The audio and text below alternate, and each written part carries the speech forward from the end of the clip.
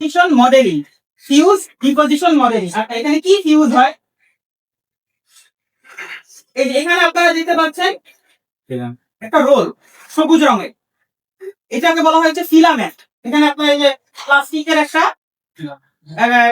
একটা কি বলবো, ফিলামেন্টের মতন এক সুতার মতন কিছু একটা আছে, তাই না? এটা একটা নির্দিষ্ট ডায়ামিটার 1.75 মিলিমিটার। তো এই জিনিসটাকে আমরা হিটের মাধ্যমে গলাই।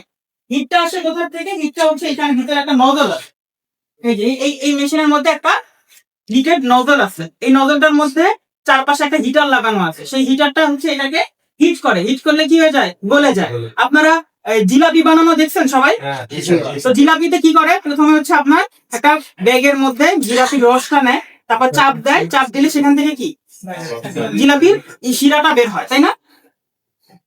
এখন এখানেও প্রিন্সিপালটা সেই। প্রিন্সিপালটা হচ্ছে আপনার এখানে একটা সার্ভো মোটর থাকে, সে হচ্ছে পুশ করে এটাকে, এই ফিলামেন্টটাকে পুশ করে কিসের মধ্য দিয়ে? এই নজলের মধ্য দিয়ে। নজলটা হচ্ছে হিটেড থাকে। হিটেড থাকার কারণে যেটা হয়, যখন এটা ভিতর দিয়ে যায় তখন এটা গলে যায়, প্লাস্টিকটা গলে গিয়ে তখন হচ্ছে এখানে আপনি যেই ডিজাইনটা করেছেন, আপনি ধরেন সলিডওয়ার্কসে একটা ডিজাইন করেছেন, সেই ডিজাইনটাকে প্রথমে হচ্ছে আপনাদের এই এসটিএল ফরম্যাটে সেভ করতে হয় ফাইলটাকে। সলিডওয়ার্কসে তো সবাই ডিজাইন করেছেন, তাই না? কম বেশি। তো ডিজাইনটাকে আমরা এসটিএল ফাইলে সেভ করব। সেভ করার পরে তারপরে হচ্ছে আমরা যখন এই প্রিন্টারে দেব, অনেক সময় এসটিএল কে আবার পোস্ট প্রসেস করতে হয়, আর একটা জি কোড তৈরি করতে হয় আপনার স্লাইসিং সফটওয়্যার দিয়ে। তার মানে সলিডওয়ার্কস, তারপর হচ্ছে আরেকটা সফটওয়্যার লাগে, সেটা ধরেন যে কিউরা বা এই ধরনের অনেকগুলো সফটওয়্যার আছে, স্লাইসিং সফটওয়্যার বলে কমনলি। এই ধরনের অনেক সফটওয়্যার আছে, সেই সফটওয়্যারগুলো দিয়ে এটাকে একটা জি কোড জেনারেট করতে হয়। কারণ কি, মেশিন তো আসলে ডিজাইন সরাসরি বুঝে না। আপনি সলিডওয়ার্কস এর যে ফাইলটা ডিজাইন করলেন সেটা তো মেশিন সরাসরি বুঝবে না। মেশিনের বোঝার উপযোগী করে এই ফাইলটাকে একটা ফরম্যাট দিতে হয়। সেই ফরম্যাটটার নাম হচ্ছে জি কোড। জি কোড হচ্ছে একটা মেশিনের বোধগম্য একটা ভাষা, একটা প্রোগ্রামিং ভাষার মতন বলতে পারেন। সেই জি কোডে বলে কি, জি কোডে বলে যে এখানে এটা হচ্ছে একটা 3 অ্যাক্সিস মেশিন। 3 অ্যাক্সিস মেশিন কেন? কারণ এটা হচ্ছে আমার বেড, তারপর এখানে একটা নজল, এটা হচ্ছে আমার এভাবে মুভ করে। আমরা একটু তালায় তালায় দেখাই তাহলে বোঝা যাবে। ধরেন আমি একটা যে কোনো একটা প্রোডাক্ট আমি এখন প্রিন্ট করা শুরু করবো, তাহলে আমরা দেখি যে এটা কিভাবে মুভ করে।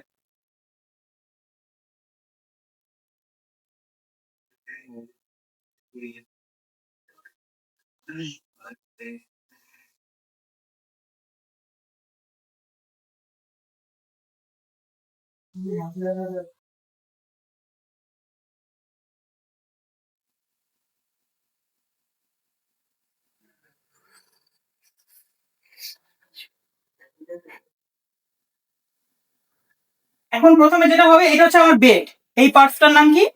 বেড। এটা প্রথমে গরম হচ্ছে, আমি হাত দিয়ে বুঝতে পারতেছি আস্তে আস্তে গরম হচ্ছে। এরপরে এখানে এই পার্টসটার নাম হচ্ছে আমার নজল। এখান দিয়ে আমার প্লাস্টিকটা বের হবে, এটা আস্তে আস্তে গরম হবে। এই বেডের টেম্পারেচার অ্যারাউন্ড আমার 60 ডিগ্রি পর্যন্ত উঠবে, 60 ডিগ্রি।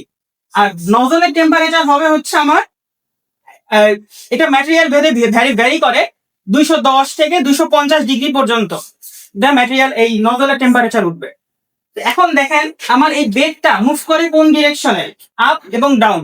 এটা হচ্ছে আমার জেড ডিরেকশন, বেডের আর কোনো মুভমেন্ট নাই। আর এই নজলটা সেটা হচ্ছে ডানে বামে যায়, অর্থাৎ এক্স ডিরেকশন, সামনে পিছনে যায় ওয়াই ডিরেকশন। তার মানে আমার এটা কয়টা ডিরেকশনে মুভ করে এই মেশিনটা? 3টা ডিরেকশন, এক্স ওয়াই এবং জেড। আমি যেটা বলতেছিলাম যে জি কোড, জি কোডটা আসলে কি? জি কোডটা হচ্ছে আপনার এই মেশিনটা কোথা থেকে কোথায় যাবে,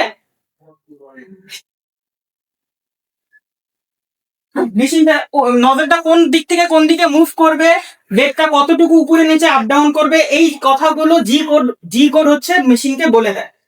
বুঝা গেছে?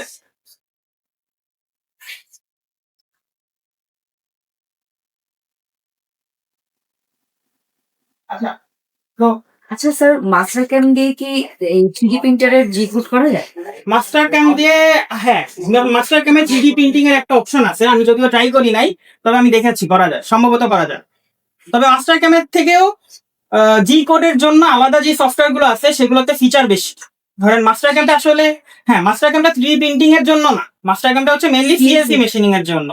তো 3D প্রিন্টিং এর জন্য যে সফটওয়্যার গুলো, যেমন হচ্ছে আপনার কিউরা একটা সফটওয়্যার আছে, CURA।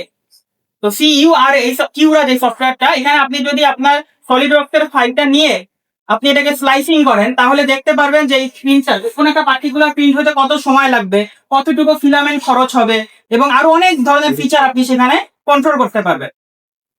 তো এটা হচ্ছে আমার 3D প্রিন্টিং। ধরেন আমি প্রথমে আর একটু শুরু থেকে যদি দেখাই, এটা হচ্ছে আমার ফিলামেন্ট। এই ফিলামেন্টটার ম্যাটেরিয়াল হচ্ছে পিএলএ। এই ম্যাটেরিয়ালটা কি? পিএলএ। পিএলএ হচ্ছে এটা ফুল মিনিং হচ্ছে পলিল্যাকটিক অ্যাসিড। এটা মূলত একটা বায়ো ম্যাটেরিয়াল, অর্থাৎ এটা বায়োডিগ্রেডেবল ম্যাটেরিয়াল। এটা যদি আপনি মাটিতে ফেলে রাখেন কয়েকদিন পরে পচে যাবে, বা বাতাসে ফেলে রাখলে কয়েকদিন পরে এটা ভঙ্গুর হয়ে যাবে, ব্রিটেন হয়ে যাবে। এই কারণে আমরা এটাকে সবসময় এভাবে করে ঢেকে রাখি। এবং এটার ভিতরে হচ্ছে ডিসিক্যান্ট দেওয়া, আপনার এই যেটা হচ্ছে আপনার হিউমিডিটিটাকে সে শোষণ করে নেয়। যেন এটাকে ওপেন এয়ারে রাখলে কি হবে, আস্তে আস্তে হিউমিডিটি তার মধ্যে ইনফিউজড হবে, সেটা নষ্ট হয়ে যাবে। এই জন্য এটার ভিতরে হচ্ছে আমার ডিসিক্যান্ট দেওয়া। তো আমরা প্রথমে যেটা করবো যে এখানে দেখেন যে দুইটা আছে ফিলামেন্ট লাগানো, আমরা কিন্তু এখানে 4টা ফিলামেন্ট লাগাতে পারি। 4টা ফিলামেন্ট লাগালে কি হবে, সে হচ্ছে আমি যদি ধরেন প্রোডাক্টে কোনো একটা কালার সেট করি, 4টা কালার দিলাম, লাল, সবুজ, বেগুনি, হলুদ, আমি 4 কালারের ফিলামেন্ট দিলে সে 4 কালার মিলায়ে প্রোডাক্টটাকে প্রিন্ট করতে পারবে। বুঝা গেল? যদি আমি একটা কালার দেই, মানে আমি প্রোডাক্ট যখন এখানে প্রিন্ট করবো আমি সেটা বলে দিতে পারি, যদি আমি একটা কালার সেট করে দিই তাহলে সে এক কালারেই প্রিন্ট করবে। তো প্রথমে আমার স্টেপটা হচ্ছে এই প্রিন্টারটাকে আমরা হচ্ছে এটাকে ফিলামেন্টটাকে আমরা এখানে ইনসার্ট করবো। এটা হচ্ছে আমার ফিলামেন্ট, আপনারা কেউ দেখতে চাইলে দেখতে পারেন। এটার একটা নির্দিষ্ট ডায়ামিটার থাকে, বললাম যে 1.75 মিলিমিটার। এই ডায়ামিটারটা যদি ম্যাচ না করে তাহলে কিন্তু আমার এই ফিলামেন্টটা এখানে এই প্রিন্টারের জন্য অ্যাপ্লিকেবল হবে না। তখন অন্য কোনো প্রিন্টার বা সেটার জন্য আমাদের ডিফারেন্ট কোনো ম্যাটেরিয়াল চুজ করতে হবে। তো প্রথমে আমি যেটা করি সেটা হচ্ছে আমার এখানে ফিলামেন্টটাকে ইনসার্ট করা।